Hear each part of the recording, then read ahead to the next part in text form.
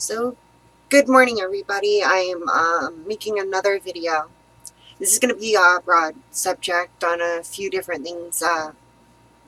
Pretty much, first to start off with, I am finally having my legal name change done. I just put in I just filed the application at the courts. It cost me around like $500 to get it done, and then other money for of course, getting the paperwork and everything else done, getting the notary to sign it, and all those other things. So that's really good news.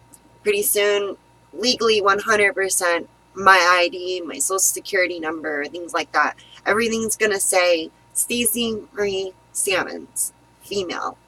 You can't beat that. That's gonna be probably the best thing that I could have hoped for. But other than that, topic that I was pretty much looking into because one of my friends is about to have it done, and I've been really interested in it. I deal with what I've been told is something that's not really I mean, it is normal, but not in my area of how bad it is. But I have like a really, really horrible like gender dysphoria. I mean, not gender. Of course, I have gender dysphoria. Hello. No, it was genital phobia. Now, this is going to be talking about this, and this is kind of why I wanted to bring this up and things like that. But pretty much, I have a friend that's about to get an orchidectomy. Orchidectomy. Orchidectomy. That yes, where you have those removed, and I was thinking like that's like something that I should probably do, considering that I do know for a fact, even though I'm putting everything I possibly have into getting the things done for the SRS that I really, really need done. It's not a want for me, it's a need. But pretty much I was thinking that maybe while I'm actually working on that, considering the prices and considering that it would be a win-win on both sides, because if I can go get the doctor's notes from the therapist stating that I can have my orchidectomy done, which would be awesome. It would also mean that in turn, I would be able to go get that done first. That would be perfectly fine, and it would give me a perfect amount of saving towards the actual SRS surgery. Because, of course, right now I take like so much medication on the HRT. I'm worried about blood clots. I'm worried about all these things all at once. And I kind of think that, at least in my case, considering that I do know it's probably going to be probably 2020 when I get my my SRS done, which is for me that's like a lifetime away, and it's not.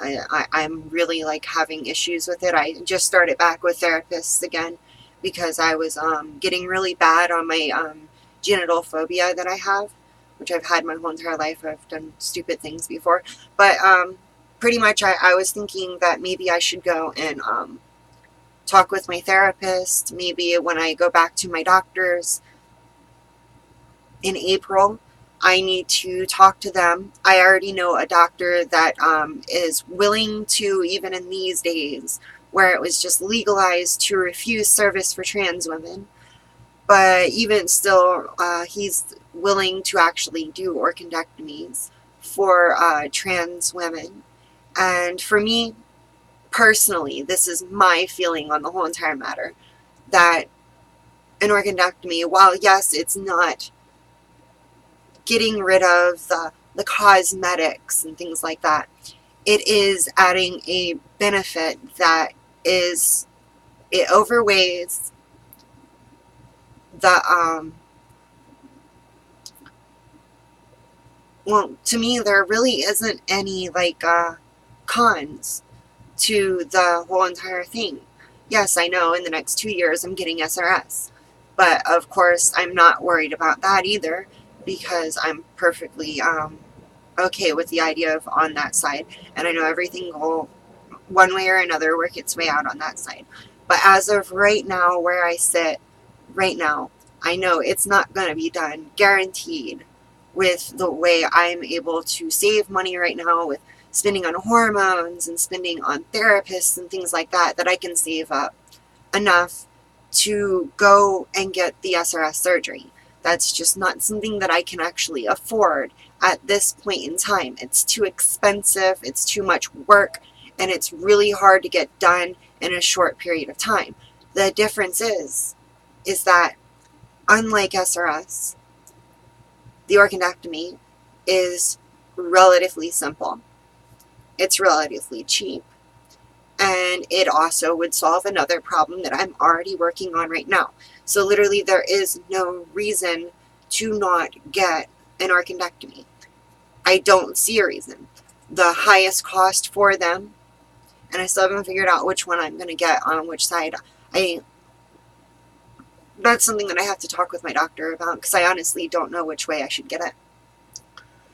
But for me, an orchidectomy is just going to save me money. It's going to save me more money in the long run while I'm saving up for SRS. It's so obviously, and the way I do it and the way I keep up with my my funds and things like that, which I'm actually really good at. And pretty much I look at it in this way.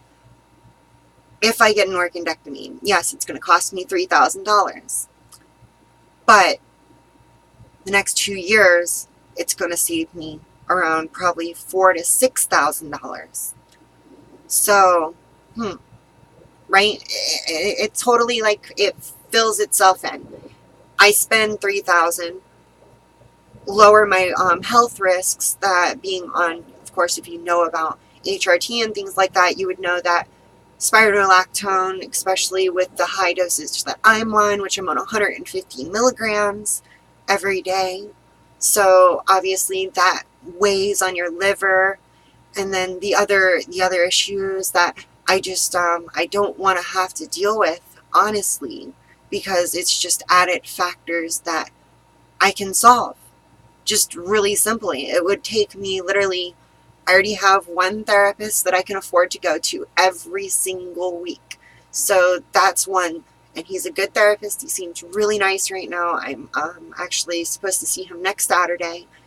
Really, really interesting and sweet guy so far. I'm still wondering if he's going to be trans friendly 100%. But as far as I've heard from him, he's really intrigued in me. He thinks that I apparently have like from what he said, I have no, and I know this in my heart that I don't have to be told this, but he says from talking to me, the same thing that the other therapist said, is that I have absolutely no objections on me being female. I don't. I 100% cannot live as a guy. I am not a guy. I have never been a guy. I was forced into that area, but I'm not a guy. I don't like the idea of even having the notion that I was one. And, I mean, I've done a lot of damage to myself trying to hide those facts. Honestly, and this is just facts, an orchidectomy will solve a problem that I have. It's not going to solve it cosmetically, no. It's going to solve a mental problem that I have, which it's not going to solve a lot of, but it's going to get rid of a lot of the suffering associated with being trans pre-op. And pretty much it'll get rid of like a lot of the things that you deal with, like pretty much getting rid of them is going to cut your testosterone more than half. The only thing that's going to be able to produce testosterone after they're gone is a gland. And that's going to give you exactly the same amount as relatively cis female would have. And to me, I read all these posts because, of course, I do a lot of research on everything. A lot of times when I meet a doctor or meet a therapist and things like that, because I've met a few of them and things like, I try to like shop around for therapists because I don't deal with the BS or anything like that. Like, if you don't want to treat a trans person, tell them to their face that you don't want to treat them. Don't take their money and treat them like garbage, because that's wrong. It's not right to do that to somebody who's going through a lot at that time, and then you're just stealing money from them. I've dealt with that too many times, and I am really good at judging therapists now.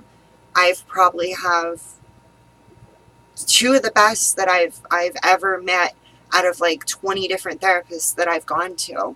So obviously, the two are very trans friendly. They don't have any anti-trans feelings towards it, which is something that you need. You don't realize it because you're thinking, some people think that, oh, it's good to have a bias when you go into therapy sessions. No, it's not. Because it's going to be like standing in front of somebody who's who works for the family council or something like that, and trying to explain to them why being transgender is normal, or being born intersex actually happens. It's not possible. You're going to be spending money to debate with a person for hours on end for nothing. That's a waste of time, money, and it ruins your psyche. They don't care about you. They don't care about your feelings. Just keep that in mind whenever you go and see a therapist. You even ask them, just be straight up. Be like, what are your views on trans issues? Do you even care about me? But yeah, throwing that aside, because that's just something that I've been dealing with for a few years now, so I wouldn't even think about that. But pretty much on the higher note, like I was talking about the orchidectomy, I do not see any downsides to actually getting it. I've read a lot of forums, a lot of people saying this and that and that and this about it. And the only ones who ever say that it's bad are the people who, like, either say they're never, they don't see any reason on doing that, or I guess in some other sense. But honestly, I don't know. I just, for me, it's just something that I see as necessary. And if I don't complete it, then there's just, it's just something that I will regret, because obviously, I mean, having them down there, even being on Spiro and things like that, it's still going to cause, like, it can cause physical changes. What if I have another blood clot and I have to stop taking my medication for another year? Then all of the things that I've done for these almost full year, again, will be thrown out the window like it never happened. There are more benefits to an orchidectomy than you can even know. If you've never had the issues of having to deal with blood clots and things like that, then obviously you wouldn't see the benefits that having an orchidectomy can give. Because in all honesty, when I first started transitioning back when I was 18, I'm 26 now. When I turned 21, of course, I was doing everything wrong, because it was hard to find a doctor in my area that worked with trans people that was actually affordable when I was 18. So obviously I did it all myself, and I had a blood clot, almost died, had to stop taking HRT for almost 4.5 years. I think it jumped on to, let's see, about 5 years altogether. I think right around 5 years, I had to literally not take HRT. Now, what happened in that time? I detransitioned 100%. And it was the worst feeling in the world. Because first off, my body doesn't produce enough of anything to do anything on both sides of the sexual, well, on the gender like spectrum. I don't produce enough T to do anything on that side, and I don't produce enough E to do anything on that side. So I was gender neutral, and it felt horrible. I had hot flashes, cold flashes, everything. But anyways, it's about time for me to end this video. I'm actually going to set it up right now. I do appreciate everybody watching, and I hope everybody has a really, really lovely day. Have a good one. Bye.